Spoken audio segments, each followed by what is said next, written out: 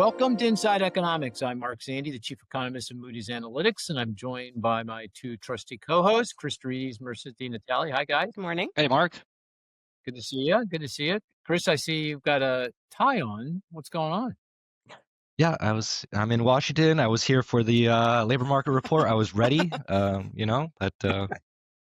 other plans Didn't happen. Developed. Yeah. Job Friday. Hey, do you have a little bit of withdrawal? I certainly did. It's very no jobs weird. numbers today. Very Yeah, weird. everyone's scrambling to look for any other piece of data to fill the void, right? Oh, well, that sounds like a tease. I think it's a good segue, but we're not going to segue yet because we got to bring in Dante. Hey, Dante. Oh, okay. Hi, Mark. How you doing? Good. How are you doing? Doing well. Did you have withdrawal this morning with no jobs numbers? It was a weird morning. I felt like I had some free time that I don't usually have, so it's kind of a strange day. Yeah. Hey, can I ask you a question? It might be a personal one. Sure. Yeah, I'll tell you a little bit about myself, and then I'm going to ask you if you feel the same way. Okay. Like, I get a little butterfly in my pit of my stomach every Jobs Friday. Like, I'm actually nervous about the number. Do you feel the same way, or is it just me? Well, I do because I obviously make a forecast, and if my forecast is bad, you typically make it known to the world that it was bad. So I try to hope for the best every morning. Every what month. Was your forecast for this past month? Zero. It's zero. Yeah. Oh wow. Oh well, So, pretty cool. I think it's the first time I ever forecasted zero. Yeah. Chris, do you get butterflies on Jobs Friday, or you're pretty stoic? Just Chris. Definitely not regularly, right? Maybe recently, but no, Not regularly. I'm not really invested to that level. So. Really? Oh Yeah. gosh. Revisions, Mark. Revisions. The first print is Right. meaningless. So. Oh, good point. Yeah. Well, you're much better suited to be a chief economist than me. Yeah, I get excited. I mean, one way or another. Yeah, You get because excited. right, when it comes out, it's my 5:30 in the morning. So usually by the time I wake up, it's already out. So I always reach for my phone, and there's that anticipation of, because there's always a news alert with it on there. I don't have to go looking for it, right?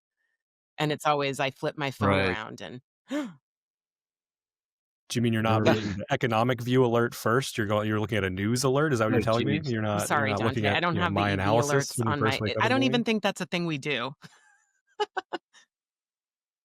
It could be in your email. No, it's right on the Fine. home screen of my phone. Like Wall Street Journal or New York Times tells me right. what the jobs number is. Well, we have a guest, and we're going to bring her in just a second, and very apropos to Jobs Friday.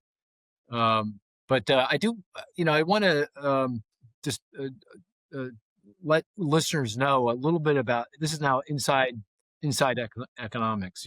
People think our podcasts are scripted somehow, that we carefully spend all this time putting the questions together, vetting them with the guest, having the guest come back. Some of the guests are divas, that they want to change the questions or object to the questions, and we go back and forth, and we spend a lot of time on that. Is that how things go here, Chris? Nothing could be further from the truth. This is not scripted, right? People think so this is Absolutely. scripted. Now, what I do, So, people think it's scripted. Yeah, I don't know. I think that's a compliment, actually, because they right, to some degree they think it's we were spending all this energy and time on it. But one of the reasons why I like the podcast is because I spend no energy and time on it.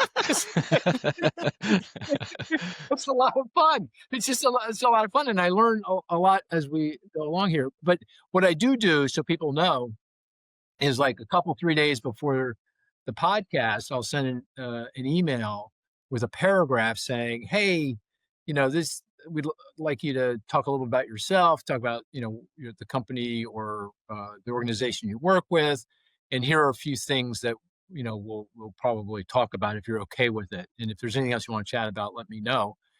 I also say, "Hey, do you want to generally play the game, the stats game?" And people say, "Well, what the heck?" They're very nervous when they say stats game. Really? What's that? Then I allay their fears, and everyone has a great time. But that's the extent of it, right? the full extent of it. So, and that's a good time to bring in our guest, Lisa Simon. Lisa, welcome to Inside Economics. Thanks so much for having me. And Lisa is the chief economist of Revelio Labs. And Lisa, did I describe the process accurately? Very accurately. And I don't think it was 3 days before. I think it was That's right. yesterday. It's usually like hours before, Mark. That's it. Yeah. Damn, I was, you're right. I've gotten a little lax with regard to that, but it's good to have you aboard. And it's really good timing, right? Because today's Jobs Friday, and Revelio Labs has done a lot of great work estimating employment and other things in the labor market. But let me stop. Let me turn this back to you. Can you just give us a sense of you and your path to being chief economist, and a little bit about Revelio? And I'm sure I'm mispronouncing the name. It's Revelio Labs. Yeah. Yeah. Yeah. But Yeah. I was just saying, it really should be Revelio because the Harry Potter audiobooks on the spell, so you say Revelio. I've told our founder this before, but no, it's Revelio Labs. Revelio. Oh, okay. So tell us about yourself and Revelio. Yeah, so chief economist is such a misnomer for what I actually do at Revelio. I'm head of PR, head of academic sales, and really a microeconomist through and through. So the fact that I get to comment on the macroeconomy now makes me deeply nervous and uncomfortable. No, but yeah, I have a PhD in economics. I wrote that thesis back in Munich in Germany, which is where I'm originally from, on labor and education. So microeconometrics determinants of individual labor market outcomes. I had to look that up this morning, what the the title of my thesis was. And then I got to spend 2 years at Stanford working with Susan Athey on problems around machine learning for causal inference and applying that to questions on the labor market. Oh, cool. Yeah, so that was, great learning experience. And then I was fully prepared. Machine learning, that's AI, right? It's just a Right. Before everybody was calling it AI, sure. right? This is like, Right. 2018, 2019. Yeah, exactly. And then I was fully prepared to take a job at the OECD and go back to Europe. But my husband got a gig at BU in Boston, which is where we're at now. And I had to search for a new job. And I came across a small startup that was looking for an economist, a labor economist, working with very similar data that I had previously worked with. Spoke to the founder, and the rest of is history. I joined Revelio Labs 4 years ago, when the company was really like 15 people or so, and now we're over 70. And Congratulations on the success. That's fantastic. Yeah, no, it's been a fun ride. And Revelio, tell us about what you do there. What is the company all about?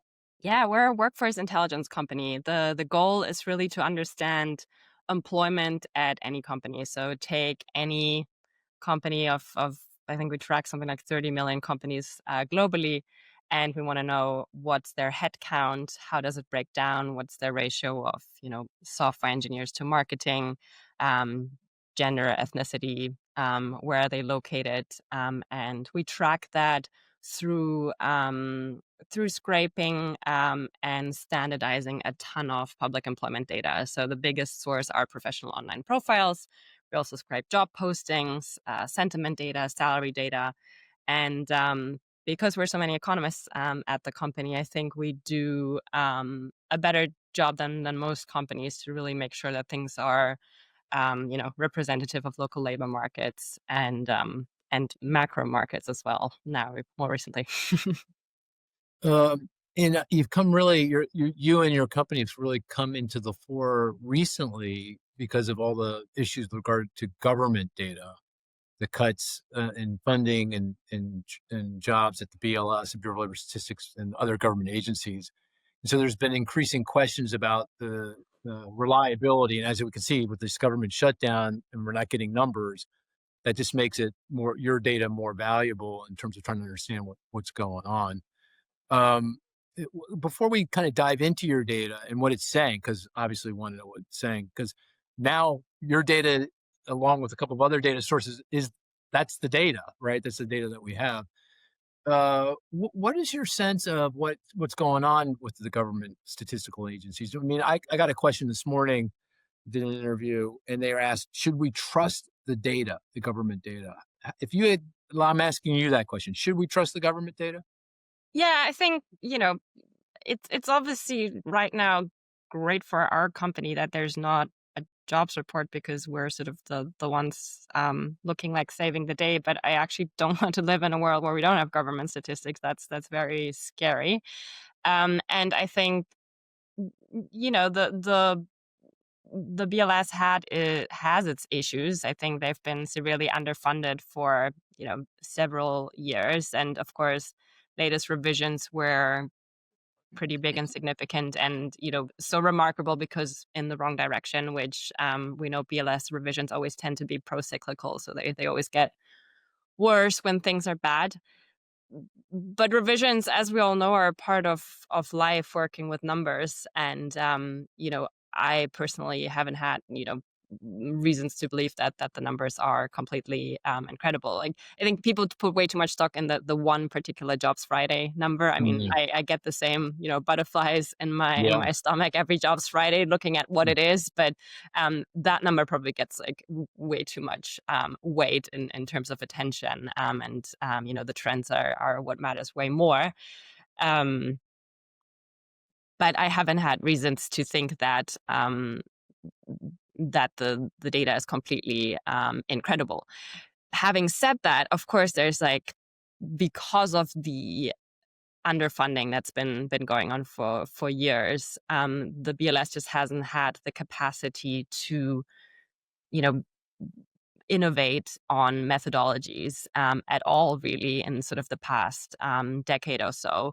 I think in an ideal world where that agency is better funded, they have the capacity to maybe partner with a company like ourselves, like ADP, anything that sort of provides more real-time data that isn't survey-based, and survey-based on a fairly small survey, with terrible response rates and so forth, all the known problems of survey based research. um, so that's that would be the ideal world, I think, where both can happen in partnerships with the private government. But I think we need government data to get really the foundational statistics of the full distribution of the labor force, and what that looks like, because our metrics also rely to some degree um, on government statistics for reweighting and making the data representative of the workforce.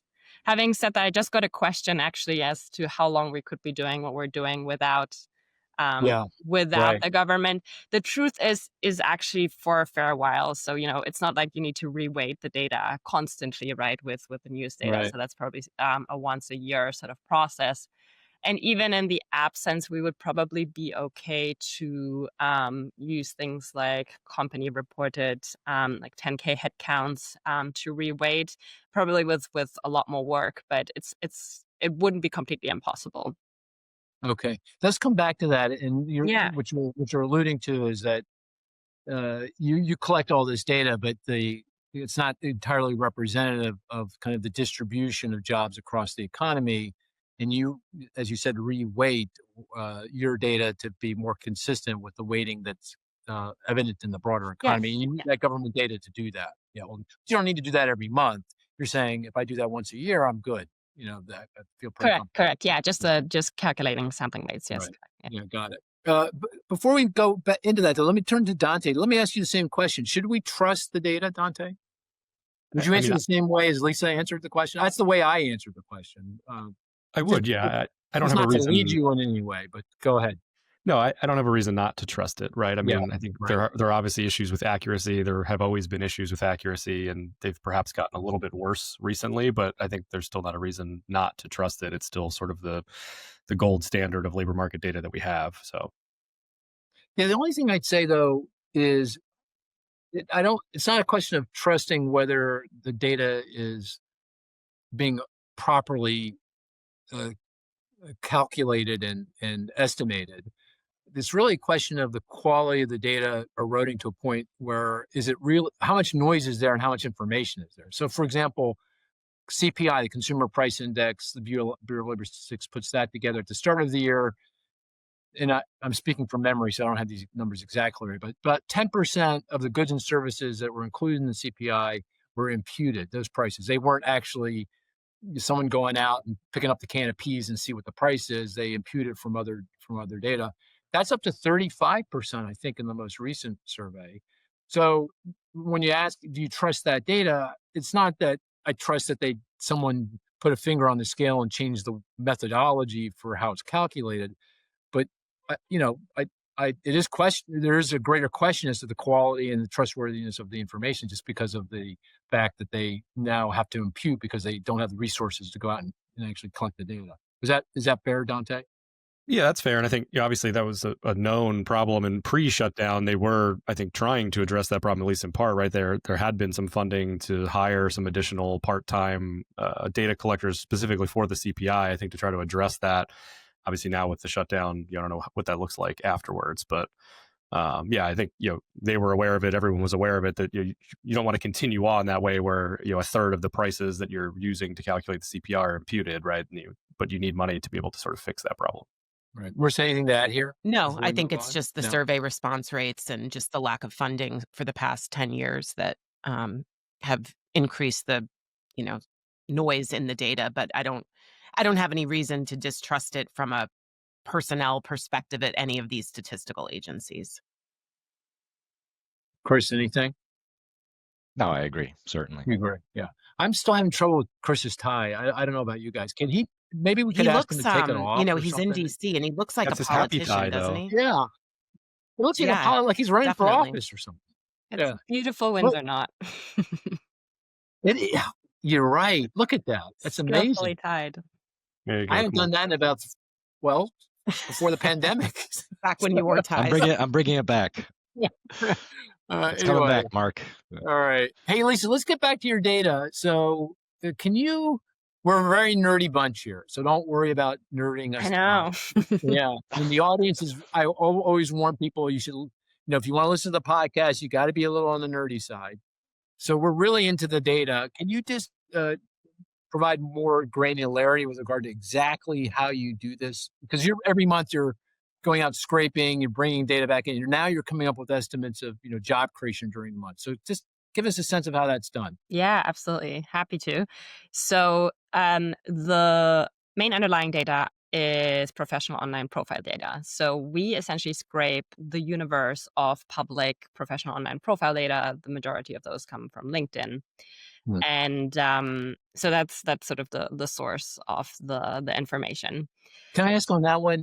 Can anyone go to LinkedIn and scrape it, or do you have some anyone kind of can? I mean, it's not easy, but it's because it's when in an outlogged state from LinkedIn, so you have to be incognito and Google yourself what you're able to see about yourself, and that's basically what we're able to what you're doing. see. Yeah, okay, so it's public information.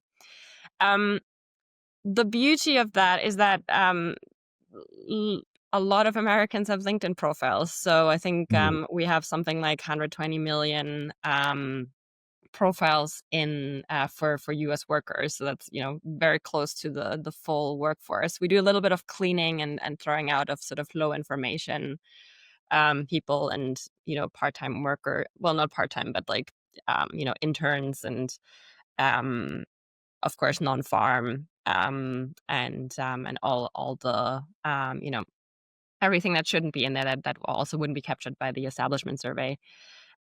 So after all the cleaning, we're left with something like 105 million profiles, which is still pretty sizable, and what we consider high signal profiles. And then the first step is, of course, to reweight. Well, I mean, a lot of cleaning and obviously standardizing, and we need to company map and know what industry people are in and occupations and so forth. That's sort of our bread and butter of how we usually get company headcounts and all of that. But for our macro statistics, we're actually reweighting the data more aggressively, basically, than what we usually do for company headcounts. Company headcounts, usually our weights are optimized to get company headcounts right, which is different from a macro headcount. Let me give you the example of like a janitor at a small company. Janitors are probably severely underrepresented in our data, maybe let's say by a factor of 5 or so. So we're only observing like 20% of janitors. If we multiplied every janitor that we do observe in the data by 5 at like small companies, you'd end up with, outblown company headcount sizes. But at the macro level, of course, that's exactly what you want to do. And so that's how we get the representativeness. So we use the OEWS from the BLS to reweigh our data at both the NICS and SOC codes, code level, to be representative of the US economy. So that's the first major adjustment that we have to do. Because, of course, as we know, LinkedIn data isn't fully representative of the full economy. And are there some occupations, industries where you just don't have any representation at all? It's the beauty is that nowhere it's not like we don't have any representation in any particular industry, especially not at like the 2-3 digit NICS level that we're doing analysis on. We always have some data somewhere. It's just that some error bars will basically be bigger because the upweighting needs to be a little bit bigger. But that's with the sheer volume of profiles that we get, we really do have some representation in all industries. But of course, the obvious sectors like information, professional, and business services are better representative than, say, manufacturing, construction, very clearly, right? Economists are probably overrepresented. Economists, way over. Plenty of economists on LinkedIn. The other issue with professional online profile data is reporting lag. So people don't tend to update their professional online profiles in real time, which is a real challenge for trying to get, timely workforce statistics. So we really need to get the inflows and outflows, usually out of companies, but in this case, out of the economy right this month. And the median reporting lag in the data is something like 3 months. So that's really the one model that does a lot of heavy lifting in our prediction is to get that right. And that's a Bayesian structural time series model that basically learns. So the good thing is that we've been doing this for 7 years now, and we've been getting updates to LinkedIn profiles for that long. So we know on average how long it takes people to update their profile, what basically the cumulative distribution function is until all the updates are reported. And that's something that we use here to basically correct for the fact that people, if you lose your job tomorrow, you're not going on LinkedIn tomorrow to say your job has ended, but you'll probably wait. That's also why we'll always have revisions in our data, because quite frankly, we probably won't have like the full realization of what happened in the economy until 2 years from now or so. Like, of course, these changes are small, but people will always go back and actually say, hey, well, actually, I did that thing at, wherever it was in 2023. Let me put that on my CV. So it's actually a bit of a forecast, right? Because you're saying, hey, I got this link, I scraped, there was a change in this LinkedIn profile, and I'm going to, because of the lags, I'm using a model to forecast when that actually shows up in the data. Yeah, we call it nowcast, but sure. Yeah, it's basically a forecast also because quite often we have to stop data collection a little bit before the end of the month, depending on, how soon Jobs Friday comes around. So we're always publishing the day before Jobs Friday. So yeah, it's definitely a nowcast. People always ask us whether we do forecasts of the economy. I'm like, well, I find it hard enough to get today right, so never mind about tomorrow. Right. That's our job. Yeah. So we get paid the big bucks. Yeah. So, Are there okay. That's Dante. I know you're down into the DNA of this as well. We've been looking at the data. We've got Lisa here. Anything you want to bring up? Any questions you might have for her in regard to the methodology being used? Yeah, I would say. I mean, you obviously highlighted some of the challenges that you have in taking the data and producing a sort of monthly jobs number, right? That maybe isn't what the data is sort of best suited for. And I know you publish lots of data beyond just a jobs number, right? You started publishing a full set of sort of labor data. So among that sort of national level data that you're publishing, what do you feel the best about, right? What do you think sort of the data set is best suited to tell us, and sort of are there pieces of it that you feel sort of less certain about?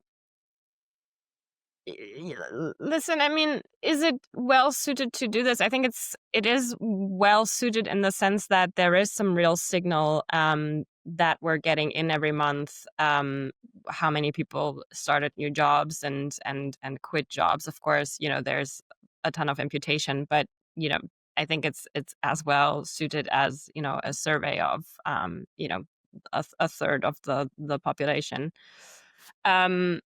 So I do have confidence in our employment number. So this month, the September number came in at 60,000 jobs Oh, you added. gave it away. Darn. Sorry. I was going to tease it a little bit more, but okay, fair enough. I'm so sorry. Yeah. Forget I said that. But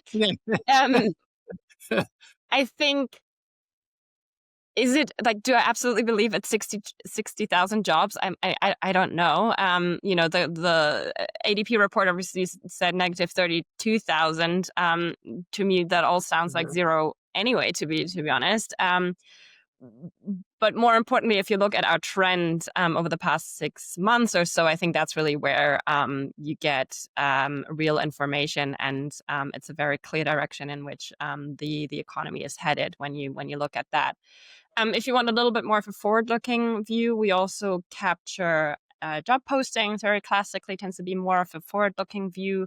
There's a little bit of with job postings, you always have to be careful that they're real job postings. We've been looking at a lot of ghost job postings, but Right. given that they're down, and I think they've been down for like 6 consecutive, even 12 consecutive months now, that trend is also very clear.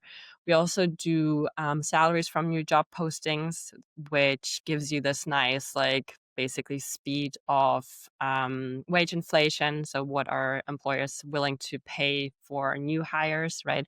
And especially if that growth rate dips below like what workers are earning, I think that's always a very interesting telltale sign. And then we've actually also added tracking the layoff notices from the Warren Act this month to our RPLS numbers. And that's up for the first time in a while as well. So slight uptick in layoffs, which we haven't seen, right, in a very long time. Yeah. So I think you always want to like triangulate all your statistics anyway, right? The same way that we look at both unemployment and the employment number. As well as jolts and claims and all of it. You want to do the same with us, but I have confidence that the signal's there. Hey, yeah. So what I did is I immediately took your number, as you said, 60,000, your estimate for the month of September, and I took the ADP, which is another longstanding source of private sector data, minus, what was it, minus 32? 32, Something yeah. like that. And I took the average 15, and that feels like if I were going to put the number, that would be 15. That feels like what I would do. Very good. Yeah, we also did this something similar where we actually just ran a very simple regression of ADP's series, our series, regressed on BLS and predicted out what the BLS would have said today, and that number was 37 for us. So 37. Yeah, interesting. Yeah, is there well, two questions before we actually get, because I want to go back to the numbers and get a deeper sense of what they were saying. But two quick questions. One, on ADP, what do you think about ADP's data? And two, is there any other private sector data out there that you're looking at that might be helpful in understanding what's going on in the labor market, similar to your own and ADP's data? Yeah, I mean, ADP has been doing, as you very well know, what they're doing for a long time, and I think they have near perfect data in a small set of of industries. So I think their weighting is probably even more important than what we Mhm. do. Yeah, so I think they do a great job, and I have like now more than ever the utmost respect of doing Yeah, what they're doing. you know the Um, pain and suffering. Yeah, I noticed that they did just I think recompute their weights, where I think their number would have actually been like 0 this month, but they right. had like a slight recomputation, I think, of their weights, that pulled their number down further. Um, Fair enough. And in terms of other, Yeah, any others out there you're looking at? yeah, I always really like the Glassdoor, employee confidence index, that Daniel Zhao brings out. I think that's Mhm. just like a nice, um, yeah, just like mm, pulse on how workers are feeling. We also collect that data, but I think they do that really, prepare that data really nicely to see how employees are feeling, and I think that's also been down for like 6 months in a row now, if not longer, like an all Quite time low. Yeah. interesting. Yeah, I'll have to take a look. I hadn't heard about that. I'll have to take a Yeah, yeah. It's look. basically Mm. so Glassdoor has a business outlook rating that employees can leave for their employers, and Right. yeah, it's basically the business outlook metric at the macro level. Got it. Well, let's go to the data. The 60K in the number for September. I know you break that down in lots of different ways: Yeah. industry, occupation, region. Can you just give us a sense of what's driving that 60K? Why? What's behind it? Yeah, usual suspect industries are really driving Right. a lot of the strength. So, education and health, I think, are really I mean, really the only like Yeah. meaningful industry that is adding jobs. Which, I'm always torn between people saying that, of course, that's problematic in the sense that it's a very those are very specific industries that you can't just sort of go into if you don't have the right education and credentials. But at the same time, those industries do just employ huge shares of the U.S. workforce. So if they're hiring, that's good, and if they're positively contributing to job growth, even better. Um, some of the other sectors, retail trade, is actually doing Yeah, okay I month. noticed that. I noticed that. I was surprised by that. Yeah, Right. month over month, but actually, when you look year over year, it's down pretty significantly. So I think it's Okay. like short term okay, but structurally depressed, is Right. how I would put it. Right. And then construction is up a little bit, but I think that's sort of the last hurrah before winter hits, and construction doesn't hire anymore, so that's probably going away as well.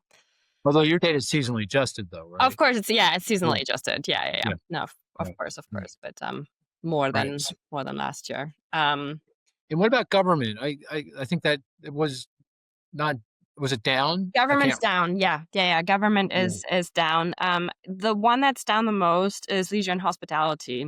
I Yeah. think that's another really interesting index for consumer confidence, because a lot of like leisure and hospitality is obviously restaurants and how people are spending their money on fun. And if people aren't spending money on fun, that's always a bad sign. Mhm. I think it can be a forward-looking indicator. And then the other, yeah, it's like all the other big professional services industries that are also down. So tech, finance, and yeah, professional business services, all down in employment. So I mean, if you hear that entry level, like grads can't find entry level jobs, it's like, yeah, well, Right. because all the usual industries that you want to go into aren't hiring, so no surprises. Mhm. So the two sectors that kind of drove the train are healthcare, I guess education, Education, healthcare, healthcare. and retail trade. Yeah. Yeah. retail trade. And the rest of the sectors were up, maybe up a little bit or Basically down. zero, I think. Basically zero. Yeah. Got it. Okay, so very, very close to the balance. What about across occupation? I didn't have a chance to look at that. Anything stand out in terms of occupation? Yeah, the one thing that struck me was that legal was down a lot, Really? which Yeah. was part of me was thinking whether the AI reckoning of the lawyers is here yet. Yeah, that's the one that Stood out. me. Yeah. Okay. In regionally, anything stand out for you? You know, as much as we had sort of a lot of strength in the Northeast in our August report, that seems to have flipped this month. So actually, the northeastern states more negative, and then sort of quite moderate changes across the country. So nothing really that stood out like Okay. super strongly there. Hey, Marissa, did you look at the I Revelio did. Labs data? Yeah, I looked at Did you take a the did anything industries. stand out for you No, in I that think data? that Lisa covered the big ones that I noticed. But Lisa, do you track? Okay. You said you track salaries that are advertised in job openings. Is there like a number? Do you have like Yeah. sort of a salary growth number that we're at year over year? Yeah, month over month.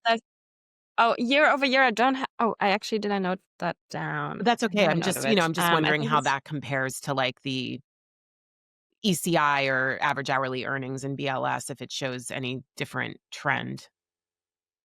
yeah, no, it's so month over month it's Okay. down 0.3%. And I believe that's pretty much in line with average Mhm. hourly earnings. So, you know, not great, but not horrible. And it was worse earlier this year, where actually new salaries were growing Mm. a lot slower than existing salaries. I think the year over year growth is 3%. Is what I jotted down just before, but yeah, I actually don't. I'm not entirely sure how that compares to Yeah, I average mean hourly earnings year over that's year. quite a bit weaker, but I mean you could also argue these are new salaries being offered, so it's a little different from what the concepts that BLS is tracking with those other. No, absolutely. Yeah, this is for sure like we think of it as the flow Right. of new salaries. We do reweight all the job postings every month to actually represent the entire workforce. So in that sense, we're taking out the variation in actual hiring every month. So we're pretending like every industry and occupation was Mm. hiring in equal measures, but then like given that, what would they be prepared to pay? Hey, Dante, I know you're down into the DNA of this data too. Anything that stood out for you that hasn't been brought up already? No, I think that covered the big things that Covered I it. was looking at. Yeah. Okay. Why don't we do this, guys? Why don't we play the stats game? I browbeat Lisa into playing. She's got a stat. And then we'll come back and talk about uh, what's going on in the labor market. We've got the data. Now let's go back and talk about what's going on in the labor market and maybe a little bit about the outlook, where we're headed, where we think we're headed. So let's play the game, the stats game. We each put forward a stat. The rest of us try to figure that out through clues, deductive reasoning, and questions. The best stats, one that's not so easy that we get it right away, one that's not so hard we never get it. And if it's apropos to the topic at hand, jobs, that would be great. Okay, so Marissa, you're up. What's your My stat for stat the is week? 4. 4, Nope, 4%? just 4. The number 4. It's like Sesame Street. Yeah, the number 4. Labor market related? Yeah. Is it Nope. a ratio? The number 4. Not It's a not a growth rate. growth rate. Sorry. 4%. People? No. Can you give us a hint? Not time. It's the number of times something has happened.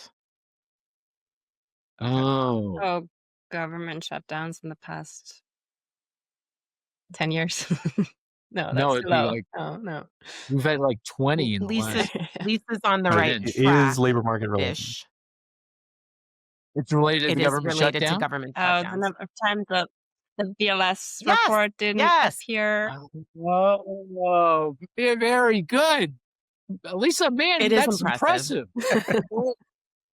Thanks. Did Dante give that to you? I had no clue. So I don't know. Is that ever? Is that what time period is So that? that's as far back as I can research it, which is the early 90s. So 4 times, I went back through all the releases. I chat GPT'd it, tried to triangulate it through other sources, but it seems like there's been 4 times since the early 90s where the jobs report was delayed due to a government shutdown. So twice in late 95 into early 96, it was delayed. And then once in 2013, and then, of course, today.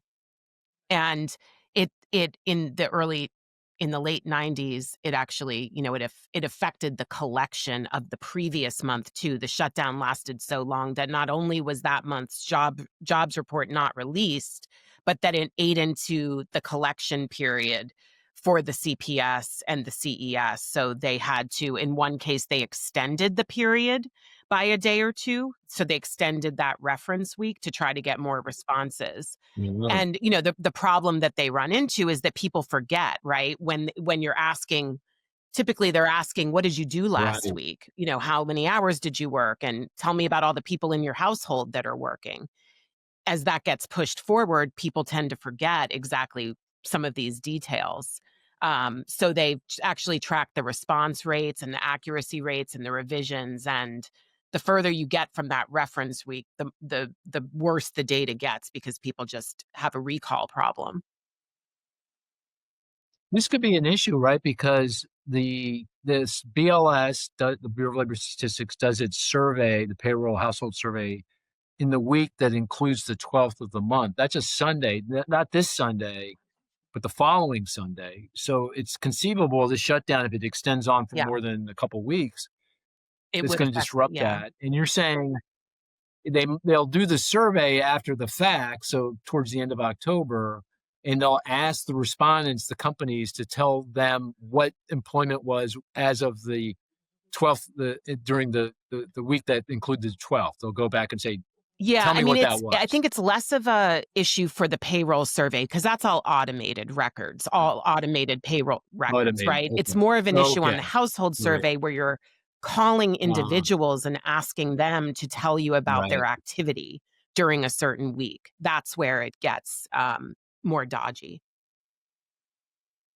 And what happens if, and this happened back in 2018-19, that was a 5-week shutdown, the longest in history. What happened there?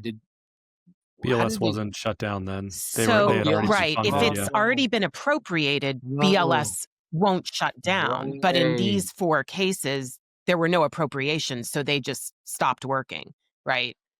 Just like now. Yeah. Oh my goodness.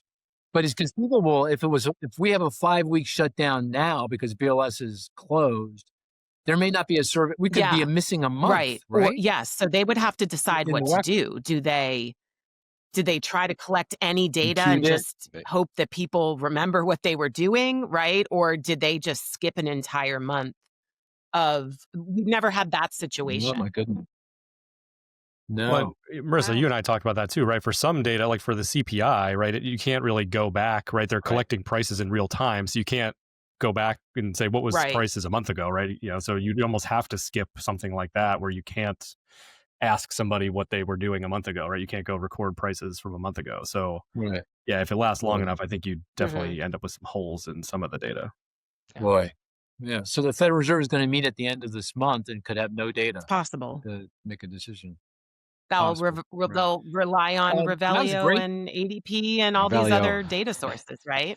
Yeah. Well, not for inflation, but they won't know inflation. Maybe at least we can work on that somehow. There you go. Lisa, you want to go next? Sure. My stat is 139,691. It's very precise. 139,000. Let's call it 140,000. Job related. Is it it's a number that relates to number of things happening in 2024. So it's like the sum of things in 2024. Oh boy, that just complicates things enormously in my life. Let me give you another hint. It's Okay. related to your number like 2 episodes ago, Dante.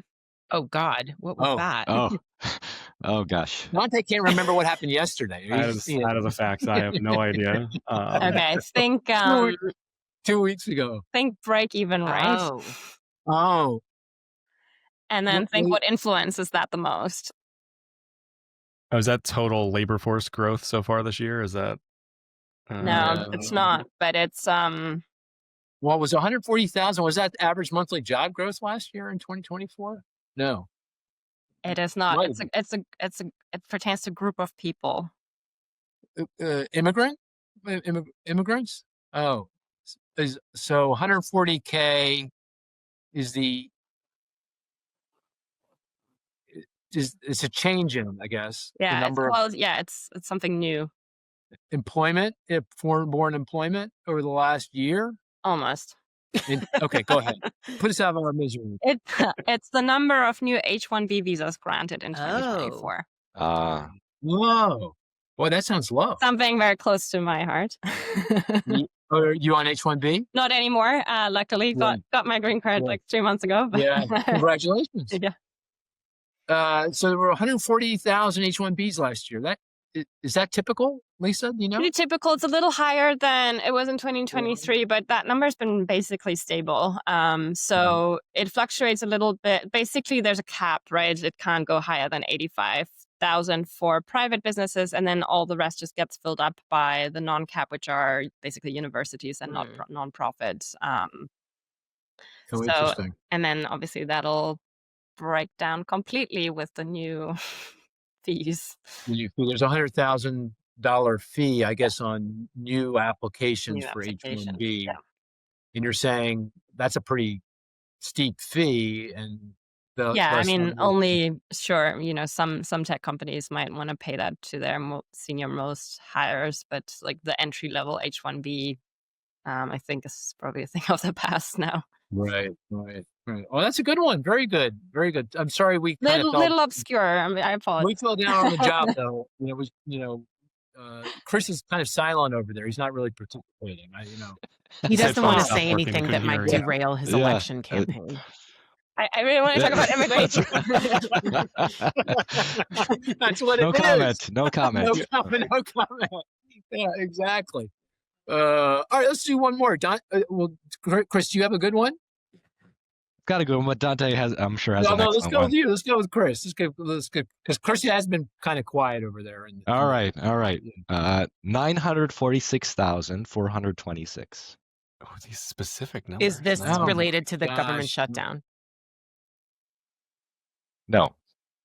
Is it jobs related? Yes. 900,000. Is it?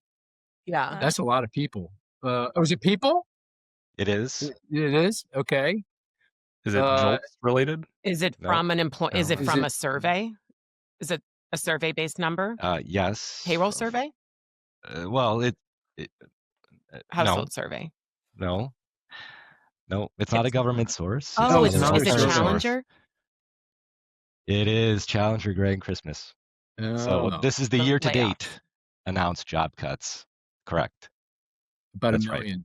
How does that About compare? $1 million. That's up 55% from last year. Really? So it's big. It's it's the highest, I think, certainly since the pandemic. We had 2 million or so, and then it's a big number. So Those are announced layoffs, right? And they're these are global. announced layoffs, correct? And global, right? Because And they could global. be in global. Yeah, That's right. Lisa, do you pay much attention to the Challenger Gray and Christmas data at all? No, I don't. I was asked by a journalist about it yesterday. I was like, Yeah. come again. Yeah. No, I don't. But we collect the WARN data ourselves. So Right. I imagine part of that goes into what they do. Well, in fact, now. So you mentioned the WARN data before. Do you want to just for the listener describe what that is and what you think it's saying? Yeah, it's announcements of mass layoffs. So the WARN Act basically requires businesses of a certain size to give 60-day advance notice to their respective states to if they're firing more than I forget the exact number, but it's more than like a particular share of their workforce, and basically giving people as well as like states the chance to prepare people for job transitions coming up. And that And number, that yeah, like layoffs have been fairly low, and yeah. going down. And actually, September we saw the first time both layoff announcements, so people notified of layoffs, as well as layoffs effective, which typically is like a 60-day lag, um, take up in September for the first time. Interesting. Okay, well, I think is Dante. Are you okay if we skip yours this week or this month? It's fine. I didn't put as much effort into it as Marissa did, going back through 30 years of release dates. So I'm okay if we skip it. Oh, okay, just tell us what it was. Just I'm curious. It was the labor market differential from the conference board. Oh, that's a good one. Oh, damn. It's the So, lowest since 2017. Yeah, so people are not feeling. explain it. Go ahead and explain. That's a good one. Yes, the differential is it looks at the share of people that say the jobs are plentiful minus the share of people who say the jobs are hard to get, right? So if that number is big, if that gap is large, that means people are feeling positive about the labor market. If that gap Right. is small or negative, that means that people are feeling pretty bad. So if you go back, it was at an all-time high in 2022 of 47.1, and it's all the way down to 7.8, which is the lowest since 2017. Again, it's been lower historically. It's been negative, during recessions, but that's a pretty low number in a time when we're not actively in a recession, perhaps. In my recollection is that's a very good kind of predictor of the change in the unemployment rate. So Yeah, that it tracks differential pretty is moving closely. in. Yeah, so that would suggest if we got the September data, we would have seen an increase in unemployment. Who knows? But Yeah, that's what it would suggest. Yeah. Okay. Depends on the break-even rate. that's right. There you go. Well, let's turn to that now. And Lisa, let me just open-ended question. Given all the data that you're looking at, how do you characterize the labor market, the strength of the labor market? How do you think about it? It's like I wouldn't know. So it's not in free fall. I don't think we're there, but it's sort of like, yeah, stalling, I suppose, is the sputtering, maybe is the right Right. is the right Right. adjective. Right. Well, one way of thinking about that is, what is the so-called break-even job growth? So, what job growth month to month would you need to maintain kind of stable unemployment? And also what I call the underlying rate of job growth, abstracting from the vagaries of the data, the ups, as you were pointing out, hard to read a lot in any given month, but if you look over the past 6 months or so, you get a better read, more information. Do you have a sense of what the underlying rate of job growth is at this point and what the break even job growth is at this point? Yeah, I really want to dig into what the break-even rate is, with I just don't think we actually have such a great metric for immigration right now. Mhm. There's obviously estimates. So that's actually something we're trying to dig in with Mm. our data, because you can see where people are coming from. So it wouldn't necessarily be sort of foreign-born workers coming into the country, but foreign-educated workers. But gives you a pretty precise. That's why I was bringing Mhm. that H1B number. Um, and the yeah, immigration has been declining, at least legal immigration, and that would bring down that break even rate Yeah. more. So yeah, who knows what the actual number of jobs is that we're needing to add, but that's definitely something that we want to spend a bit more time on. What about underlying job growth? What do you think underlying job growth is? I mean, again, abstracting from the vagaries of the data. Yeah, Zero? Is it zero? Are we close to zero? yeah, probably. Close to zero. Yeah, I would. Yeah, Right. Okay. And because unemployment has been ticking, it's still low, 4.3% and ticking higher. it's That probably not zero, to be honest. Yeah, I mean, is it zero? Yeah, I honestly don't have a good answer to this. Yeah. Yeah. Yeah. Okay. Um, uh, Chris, what's your break even estimate and your estimate of underlying job growth? So probably I'll give you a range, 25 to Yeah. 50 K For would be the break even. break even. Oh, that's really Pro- low. and maybe on the lower end of that. Yeah, I'm pessimistic, I guess. I think that underlying job growth is close to zero. Close to zero.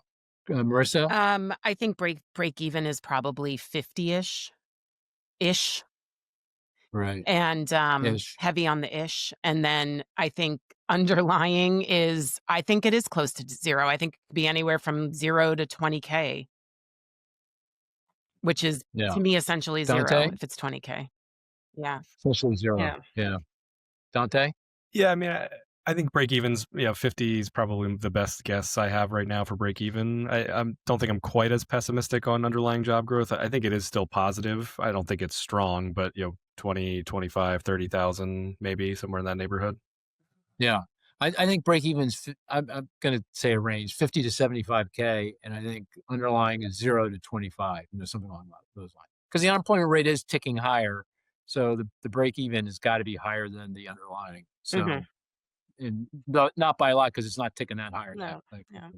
Hey, Lisa, in that context, if break even is, let's say it's around 50, 75K, how upset should one get if we start getting negative job numbers? I mean, obviously, it's suggestive of an easing labor market, but the labor market's still pretty good, 4.3% unemployment rate. Is there any reason fundamentally to be more nervous or worried that we're getting a negative sign in front of the number? Or does that really matter I at mean, all? it accumulates, of course, right? It's like Yeah. month over month. Yeah, I think it's also highly segmented in where obviously we talked about, like, the narrow base of the strength. So um I think especially with younger people having such a hard time getting into the labor market, just from like a company perspective, companies will get into real trouble, succession planning at some point. Here I'm outing myself again as not a true macroeconomist because I'm bringing it down to like a unit of analysis that I'm more familiar with. But That's um, fair. That's that fair. no, Us Macro micro guys can foundations. learn. yeah, Yeah, right. yeah. Us micro guys can learn from you micro people. So go ahead, feel free. Yeah, no. So I think we'll get into real trouble if like the younger share of the workforce isn't Yeah. finding jobs, and there's just nobody to take up like more middle management positions. And this is obviously like a medium term perspective, Not and there's tomorrow, but down the road. just so many Yeah. other like reasons to be concerned about about the Right. economy, with Right. obviously tariffs and immigration and everything else. Right. Right. Well, if someone asked me about the job market, the state of the job market, I'd say you kind of said sputtering. What was the other word you used? Stalling, I guess. Yeah. Stalling. Yeah. Yeah, I think those are fair. I'd say it's punk. Just not going anywhere fast. Yeah. Yeah. And it's a kind of a tension between businesses not hiring. They're just not hiring. Hiring rates are about as low as they get. They're like recession, where you see them in recessions, but they're not laying off, No, right? exactly. As you point out, they've ticked up a little bit, but Yeah. just that's what who knows? Yeah. It's still very low. So that means the job market's just not going anywhere. You've got the push and the pull of no hiring, no firing, and you're kind of just stuck there. So the question in my mind is, what's behind that fundamentally? Do you think behind the no hiring and behind the no layoffs? Because that obviously is critical to understanding what's dead ahead, what's going to happen. Which of these push and pulls are going to win the day here? Do you have any sense of that or a view on that? I mean, it's just such a deer in the headlight moment. And I've been saying that particular sentence for longer than I care to admit now. But I think now it's really true, where people just don't know what's going on with like the uncertainty is just through the roof, with tariffs, with, again, immigration. And I think this like, let's just wait it out a little bit longer before we start hiring again, sense is just, really, really strong. Of course, we have, factors going in that might push that in the other direction with interest rates coming down, and maybe that might entice, a little bit more hiring eventually. So But I so don't you're know whether saying it'll get worse first. Like, I think it might get worse first before it gets better is my sense. Yeah. so does that explain the deer in the headlights phenomena, both the no hiring and the no firing? Like I'm so confused. I don't know what the heck's going on. I don't know where we're headed. The uncertainty is just so omnipresent. I'm going to sit on my hands. I'm not doing nothing. I'm not going to hire. I'm not going to fire. I'm just going to see how this plays out. Yeah, Is that exactly. And employees are also being just extremely careful where, job switching is just down so much, right? And right? everybody's very glad to have the job that they're having, and yeah, it's just not much happening.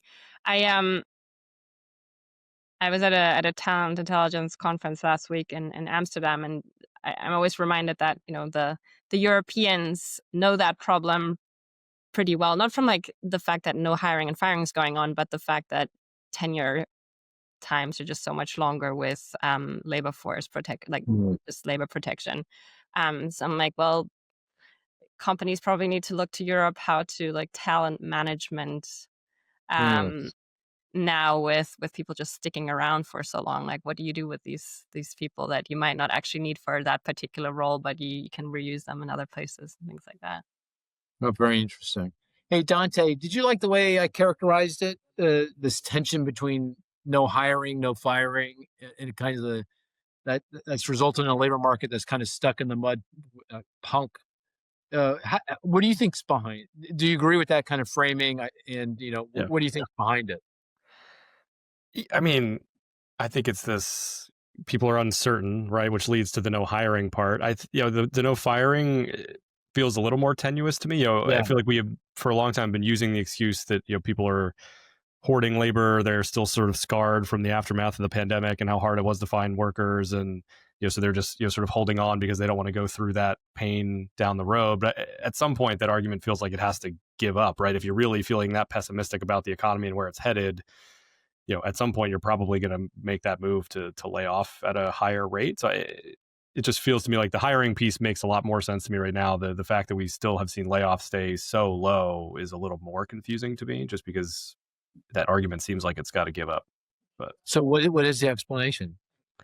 I don't know. That's the problem. Yeah, You don't know? Come on, man. maybe it is labor hoard. Maybe people are. That's what they're doing. I don't know. But I don't have another good explanation for it, so I don't know how else to Yeah. describe it. Do you think it's But better job matching post Great Resignation? yeah, I mean that could be part of it, right? That you had lots of these good fits, and so you're even more reluctant to give those people up, right? You really don't want to lay people off because you feel like you have the right people and that they're going to be valuable to you once things turn around. But it still feels like the bottom line will get in the way of that at some point, right?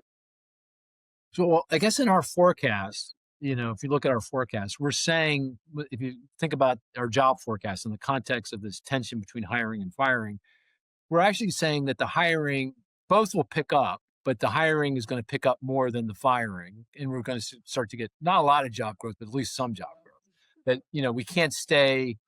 If break even is actually 50, 75K, we can't stay here at 0 to 25K for forever. We can for a while, but not forever. So that's kind of the implicit dynamic that underpins our forecast. Marissa, do you have a view on this about hiring and firing? What's behind it?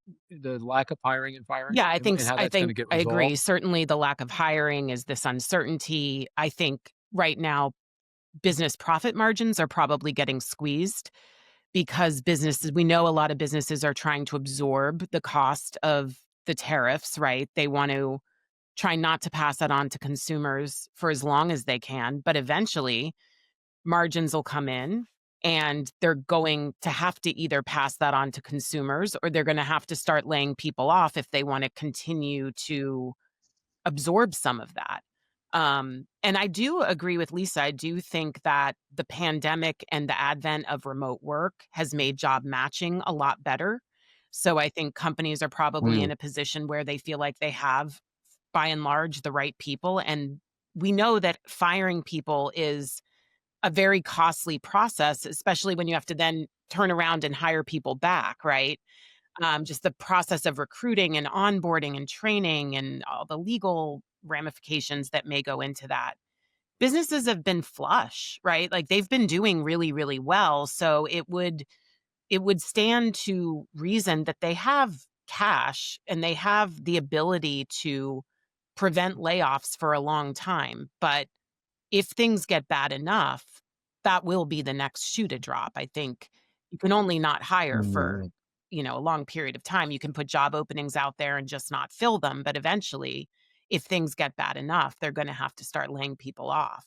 So I just think that could be around the corner, or it could be averted if things kind of turn around. But where we are right now, it's hard to see. The trajectory is not a good trajectory right now.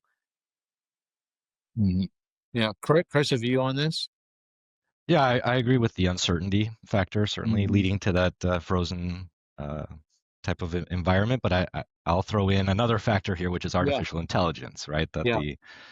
the technological changes that are going on, certainly, I think you can explain why there's some reluctance on the hiring front. Right? Let's see what this technology looks like or how it pans out, especially in this current environment where there's so much uncertainty.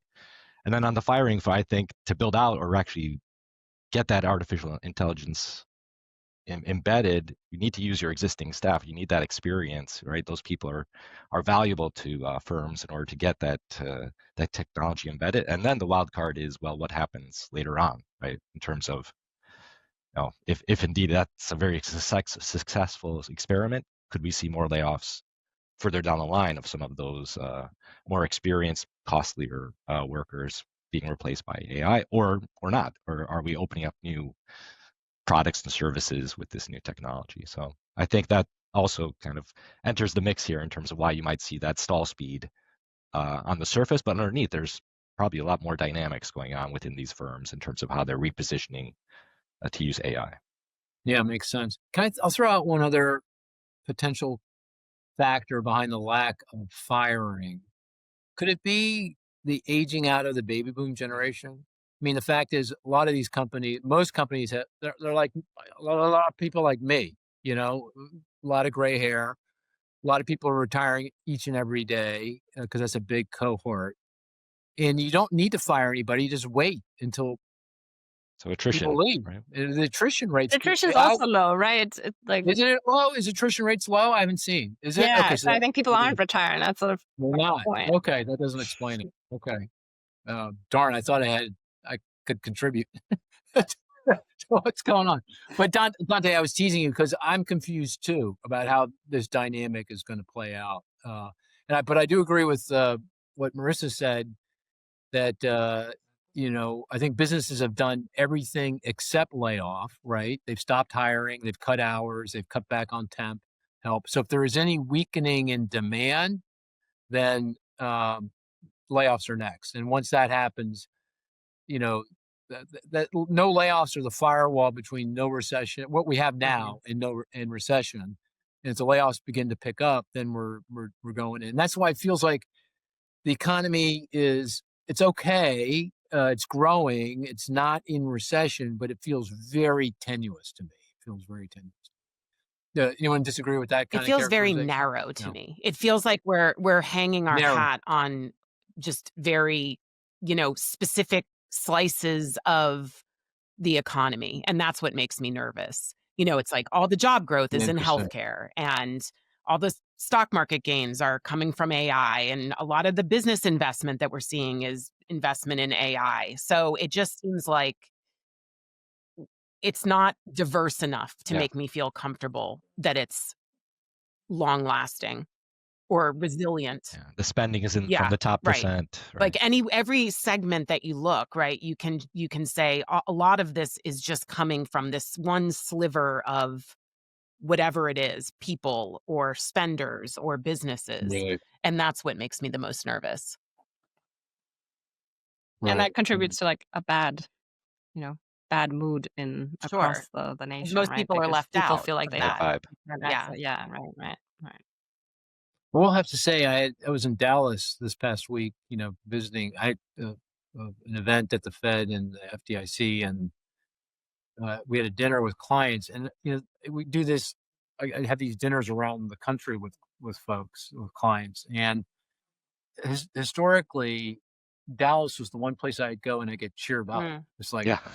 it's like boom times, And this time I came away depressed. I was cheering them up, which is really bizarre. So I found that just one little anecdote, a little, you know, just just an anecdote, but I thought that was a little weird. Usually I go to San Francisco, that's where I get depressed. Then I go to Dallas and they bring me back up, but not this time. They failed to do that. Anyway, hey Lisa, it was so good to have you on. I really appreciate it. Thank you for all the work that you're doing and the data that you're producing. It's incredibly informative and valuable, and we're gonna obviously rely on that a lot more going forward, whether the BLS gets back on the job or not. We're Let's gonna hope be so. But yeah, thanks so much for having me. It was a pleasure. yeah. Yeah. Any last parting words to folks? Any words of wisdom before we call it a podcast? Not that you need to have any. I'm just No, fishing. no, What's the name of